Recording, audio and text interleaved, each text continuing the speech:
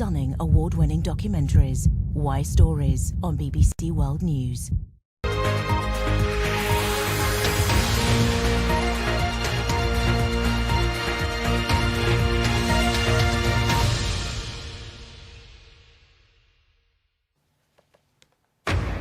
This is BBC News, broadcasting to viewers in the UK and around the world. I'm Jane Hill. The headlines. Iranian state television says the country's supreme leader has pardoned thousands of prisoners, including many who'd taken part in the recent anti-government demonstrations. New CCTV pictures of the missing Lancashire woman Nicola Bulley have been shared by one of her friends. The images show the 45-year-old in the hours before she went missing, next to the River Wyre 9 days ago. Union leaders in the UK urge the Prime Minister to intervene in the dispute about healthcare pay. The biggest week of strikes in the history of the National Health Service is due to begin on Monday. And the former President of Pakistan, General Pervez Musharraf, has died at the age of 79 after a long illness. And in sport, Harry is a history maker. Kane becomes Spurs' all-time top scorer as his side beat Manchester City in the English Premier League.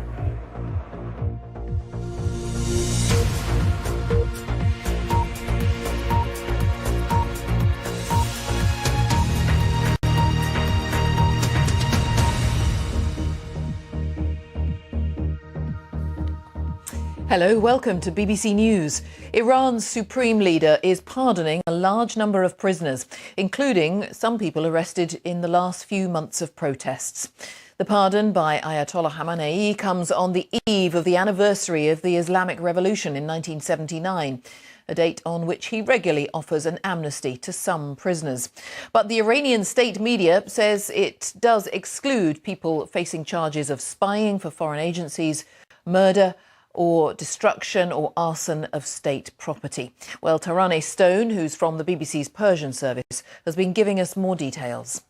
The Supreme Leader has agreed to pardon and commute sentences of tens of people who are in prison or they're waiting for sentences.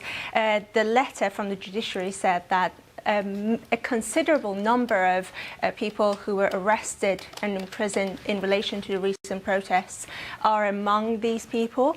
But there is a long list of conditions for these people to be pardoned. One of those conditions is that they shouldn't be linked to any spying activity. They shouldn't be facing any charges of corruption on earth or waging war against God. As you can see, these are quite ambiguous charges as well, and people have been charged with these accusations for setting fire on bins in the street or merely protesting. So these are quite ambiguous charges. They're also one of the conditions is that they have to these people have to show remorse, and also they have to provide a written promise that they will not participate in the protest or take similar actions again. And that's what has raised some concerns among social media users and people who have been listening to the news today, and said that this can potentially be problematic and it can potentially be a long process and maybe even impossible for some people to be pardoned or released. Well, let's talk about this further with Nina Naveed, who joins me, an Iran expert from Amnesty International, based here in the UK. Nina, thank you for your time. We do generally get some pardons around this point in the year. How significant is it, do you feel, that some of the people being pardoned did actually take part in those demonstrations? So you're right. We do usually get pardons around around the anniversary of the revolutions, which is 22 Bahman, which will be on the 11th of February, and usually around Nowruz, New Year's as well. But it's rare for them to pardon those involved in political protests. So I think it's interesting that they've said that they will include those involved said, there's this long list of conditions. The pardons do not extend to those who have received capital charges, so those who have already received death sentences. And, one of the conditions is that you have to show remorse and apologize for your offences. So let's really see what comes out of these promises and if the government really will follow through with them. And so is this even announced for international consumption? I think it is, and I think the timing is very relevant, actually. So yesterday we had a major opposition figure in Iran, so Mir Hossein Mousavi, who was one of the leaders of the Green Reformist movement in Iran and a presidential candidate in 2009. He came out yesterday and said, do you know what? There's no chance of a viable alternative working within the current Islamic regime. He urged for fundamental change. He urged for a new constitution and a constitutional assembly based on the premise of woman, life, freedom. And that's huge for somebody with the leader of the reformist movement to come out and say, look, it's just not possible to work within the current confines of the Islamic regime. I think that really reflects the sentiment, not just of the protesters, but of the national mood. And how many people does Amnesty International believe is currently in detention as a direct result of those anti-government protests that, of course, we've been witnessing and people have seen the images around the world? Right. So we've said it's, up to tens of thousands, and that's based on kind of leaked recordings. So up to tens of thousands have been detained as part of the protests, unfairly so, just simply for exercising their right to freedom of assembly and freedom of expression. And of course, hundreds were killed as part of those protests. Lethal force was used against protesters. Live bullets were used and hundreds were killed. And of course, four young protesters were arbitrarily executed, hung in secret, and many more are at risk. We said that at least 14 are at imminent risk of execution, including Mohammed Qobadlu, who has mental health concerns as well. He remains at imminent risk of execution. And we know, for example, these pardons do not extend to those who've received death sentences and who've, received those sentences as a result of torture, tainted confessions. We've recorded that these individuals have been raped, have been tortured, have been flogged, and as a result have confessed for crimes which are not, of course, they've simply been involved in peaceful protest. And the government has said that they are not subject to these pardons. Really, the government needs to drop all the charges, quash convictions and death sentences against all those involved in peaceful protest. Nina Naveed, thank you for your time from Amnesty International. Thank you. Here in the UK, new pictures of Nicola Bulley, who went missing while walking next to a river in Lancashire, have been released, showing her on the morning of her disappearance. Police say their working assumption is that she fell accidentally into the river. Many members of the local community have again today joined in the search to find her. A key witness who was seen pushing a pram close to where Nicola Bulley disappeared 9 days ago has come forward. Here's Danny Savage. This is Nicola Bulley leaving home on the day she vanished, setting off on the school run, putting her spaniel Willow in the boot. Her family today released these pictures to show exactly what she was wearing. For days, police have been searching for any trace of the mother of two young girls. Today was no different. What did seem very obvious was the large number of other people out too. This is the bench where Nikki's mobile phone was found a week last Friday. Today is dry, it's sunny, and the number of people out along here is extraordinary. There are dozens and dozens of people along this stretch, along the other stretches as well, all walking the riverside paths to try and assist in the search. I mean, I know he went missing in the same way.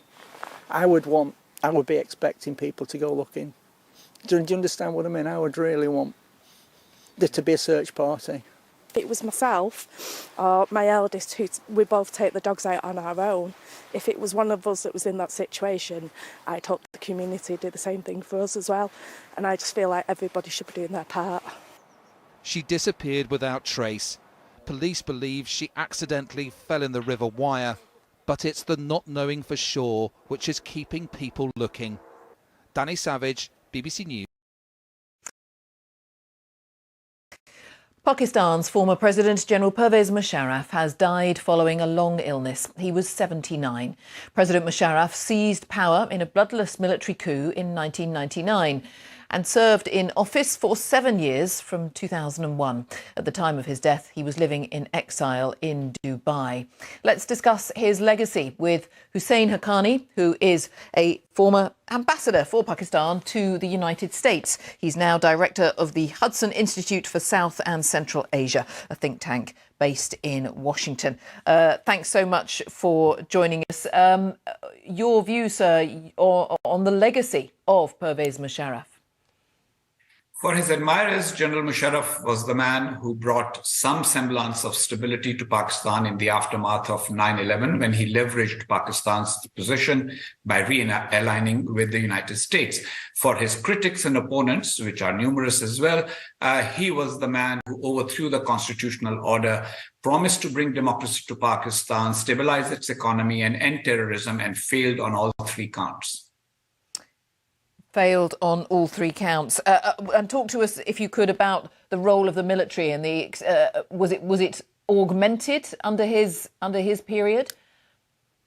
General Musharraf took over after 10 years of bad civilian rule, and then he went on to govern with the help of Pakistan's intelligence services and the military. The intrusion of the military in public life increased under him, and it is a legacy that persists. Pakistan's military continues to look upon Pakistan's politicians with contempt. It does not help the political process with that attitude, and General Musharraf certainly enhanced that point of view. And how would, therefore, I mean, he'd been living in Dubai for some time, obviously, but how would you summarise, a big question, I know, but how would you summarise the country's political outlook here today? Pakistan's politics is polarized. Pakistan's economy is in free fall. Pakistan has few friends left in the world. On all three counts, things were a little bit better under Musharraf because of his iron hand for the first few years. But because the institutions were not stabilized, things are a mess today. He will get, of course, a burial with full military honors, but his long-term legacy will still be of leaving behind a very, very polarized nation instead of helping overcome the divisions that characterized Pakistan's politics and society. Hussein Haqqani, very many thanks for your time tonight. Thanks for your reflections here on BBC News. A former ambassador for Pakistan to the United States, now director of the Hudson Institute, think tank based in Washington, D.C. And we will bring you continuing coverage of all today's main stories. You are watching BBC News.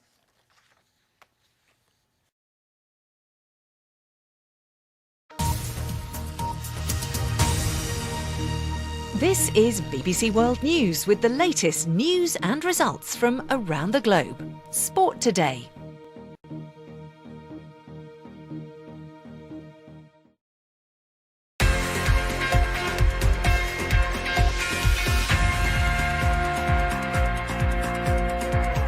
Hello, I'm Kathy Yamasegan, and this is Sport Today, live from the BBC Sports Centre. Coming up on the programme, Harry, the history maker, Kane becomes Spurs' all-time top scorer as his side beats Manchester City in the English Premier League. Bayern Munich leapfrog over Union Berlin to return to the top of the Bundesliga with a win over Wolfsburg. And India's Aditi Ashok captures the fourth Ladies European Tour title of her career.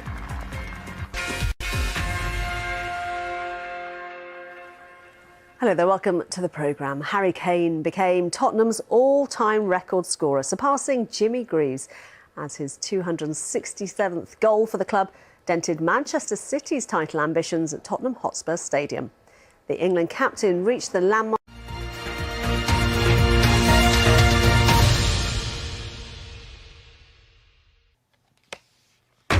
This is BBC News. Welcome, whether you're watching here in the UK or around the globe. I'm Jane Hill. Our top stories. Iranian state television says the country's supreme leader has pardoned thousands of prisoners, including many who had taken part in the recent anti-government demonstrations. New CCTV pictures of the missing Lancashire woman Nicola Bulley have been shared by one of her friends. The images show the 45-year-old in the hours before she went missing next to the River Wyre 9 days ago. The Pope has said the criminalisation of homosexuality is a sin and an injustice. But he added that the Roman Catholic Church couldn't permit same-sex marriages. Union leaders in the UK urged the Prime Minister to intervene in the dispute about healthcare pay.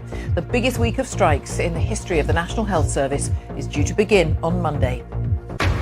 The US continues to search for the wreckage of a Chinese balloon suspected of being used for spying, which was brought down by an American fighter jet yesterday.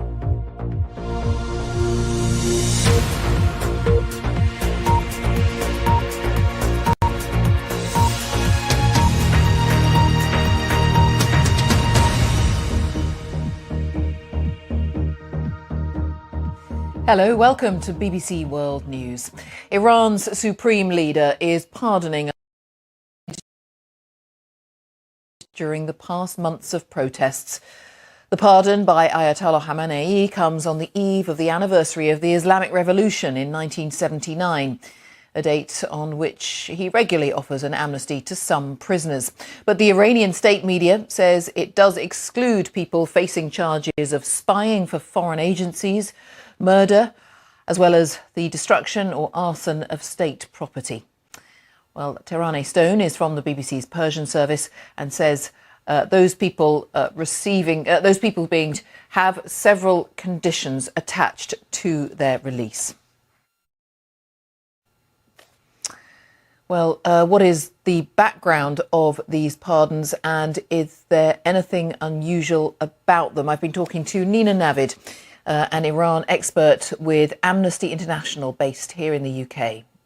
We do usually get Nina Navid there from Amnesty International. Now, Pope Francis has said laws that criminalise LGBT people are a sin and an injustice, and that people who are attracted to the same sex are children of God.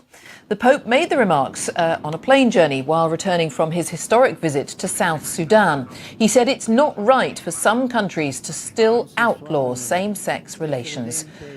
Last month, in an interview, the Pope said homosexuality is not a crime and called on Catholic bishops to welcome LGBTQ+ people into the church. Well, let's discuss the significance of those remarks with Jane Ozanne, who is an LGBT+ campaigner and a member of the General Synod, the Assembly of the Church of England. Jane, how significant are these comments, do you think?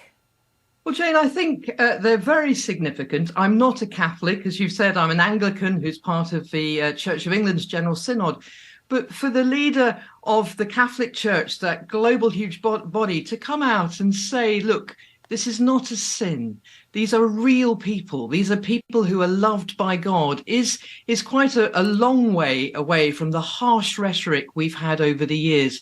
And I think it's part of a trajectory that the Pope has shown constantly since I met him in 2019, of wanting the Catholic Church to be pastoral in its approach. But we've still got a long way to go. You know, we're still saying that the sex between two people of the same sex is sinful and wrong, and that teaching is what can cause so much harm and pain, particularly amongst young LGBT people growing up in churches. I believe as part of these comments that he made to journalists while they were on this flight back from South Sudan, he did also talk about the issue of marriage, gay people getting married in church, and that is still not something that's possible. So is he trying to balance two things here?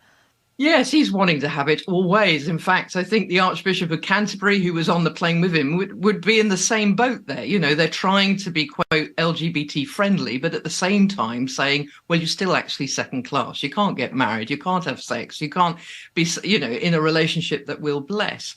But, if you want to get to Rome, you have to go in steps. And this is a step on the way.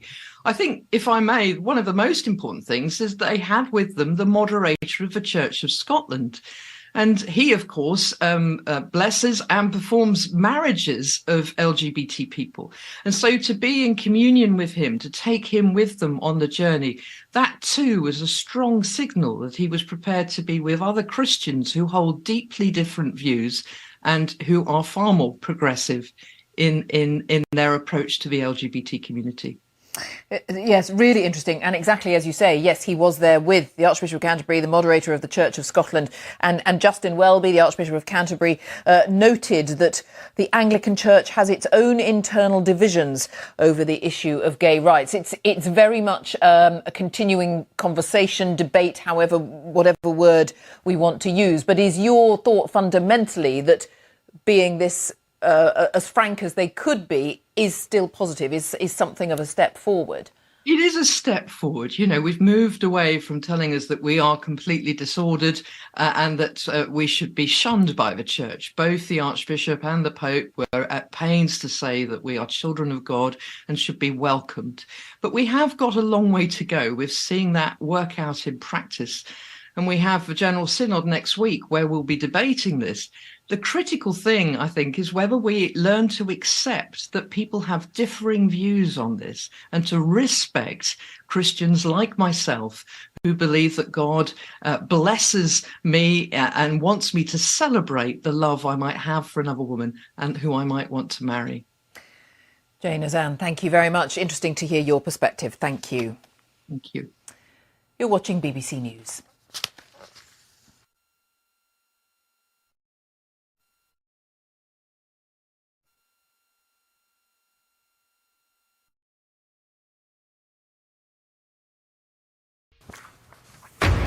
This is BBC News with the latest headlines for viewers in the UK and around the world. Iranian state television says the country's supreme leader has pardoned thousands of prisoners, including many who'd taken part in the recent anti-government demonstrations. New CCTV pictures of the missing Lancashire woman Nicola Bulley have been shared by one of her friends. The images show the 45-year-old in the hours before she went missing next to the River Wyre 9 days ago. Union leaders in the UK urged the Prime Minister to intervene in the dispute about healthcare pay. The biggest week of strikes in the history of the National Health Service is due to start on Monday. The Pope has said the criminalisation of homosexuality is a sin and an injustice, but he added that the Roman Catholic Church couldn't permit same-sex marriages. And also, who will claim the major prizes at this year's Grammy Awards? We'll have what you need to know about music's biggest night.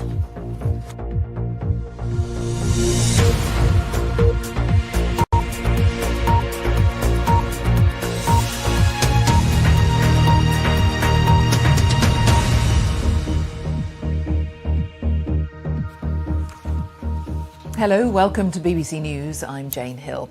Iran's supreme leader is pardoning a large number of prisoners, including some of those arrested during the past months of protests.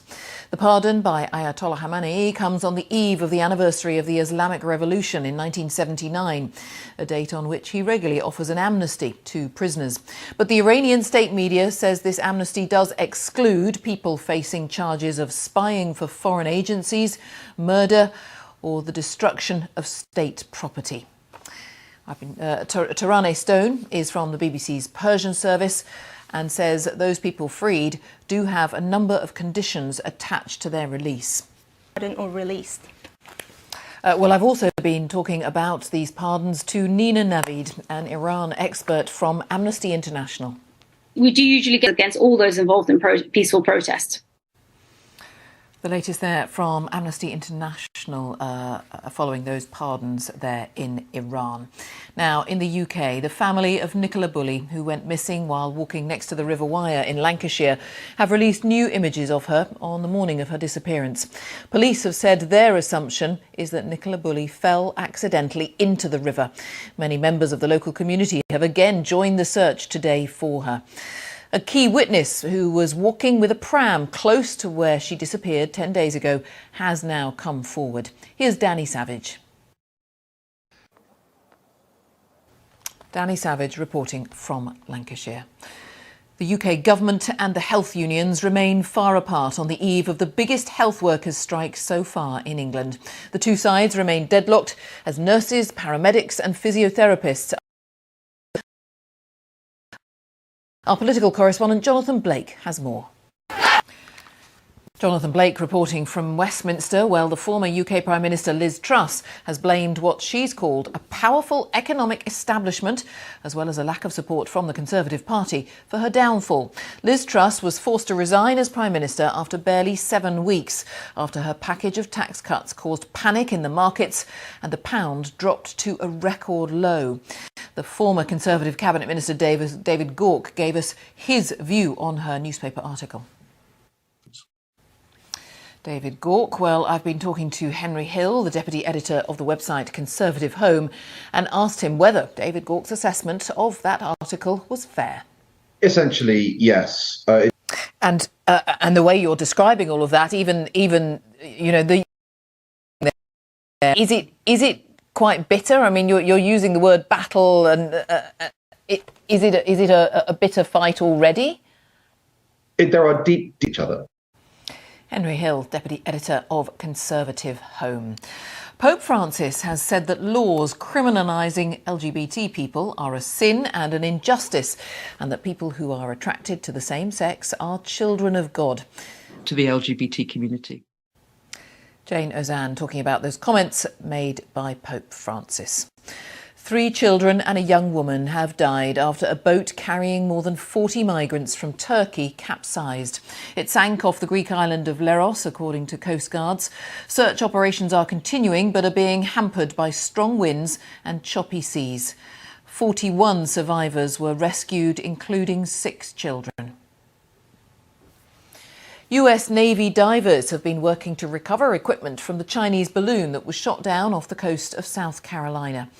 Our correspondent Barbara Platt-Usher sent us this report from Beijing. Barbara Platt-Usher, BBC News, Beijing. Now, we are just going to catch up with all the latest sports news. Carthy Nyanis-Egram joins me with that. Hi, Carthy. Hi, Jane. Thank you very much. Well, Harry Kane, the history maker, becoming Tottenham's all-time record scorer. That's all sport we have for now. We'll have more for you in the next hour, Jane. Thanks, Carthy. Thank you very much. Now, the biggest names in the music industry are gathering in Los Angeles for the 65th Grammy Awards. Beyoncé leads the nominations with 9. She could break the record tonight for the most wins in the history of the Grammys. This year, there are an eye-watering 91 categories. Among the contenders for Album of the Year, as well as Beyoncé, are ABBA, Adele and Coldplay.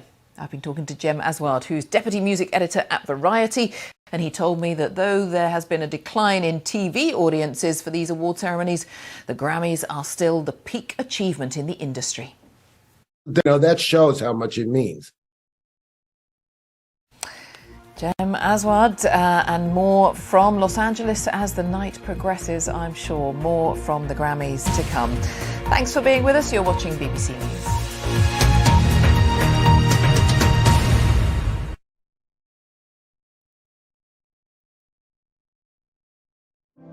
Every day. World News America.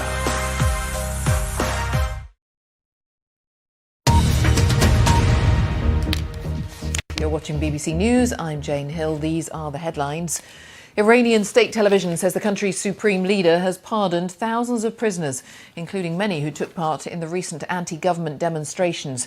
Human rights groups believe 20,000 people have been detained in connection with the protests since mid-September. New CCTV pictures of the missing Lancashire woman Nicola Bulley have been shared by one of her friends. The images show the 45-year-old in the hours before she went missing, while walking next to the River Wyre 9 days ago. The United States package of a Chinese surveillance balloon, which it shot down over the Atlantic on Saturday. Beijing has accused the US of an overreaction. The former president of Pakistan, Pervez Musharraf, has died at the age of 79. He took power in a coup in 1999 and served as president for 7 years from 2001.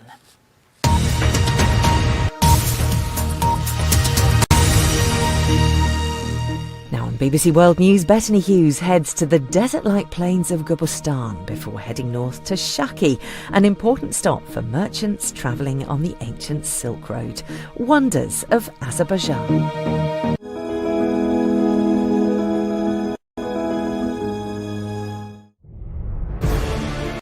I'm travelling across the world, exploring secrets and wonders. This is really tight. So I asked my friends here if they could get me access off the beaten track. And I have 100% definitely got what I asked for. An adventure by land and sea to the most fascinating places. It is just extraordinary. I've been given special access to significant and surprising treasures. Some of the most remarkable artworks to survive from antiquity. Buried in ancient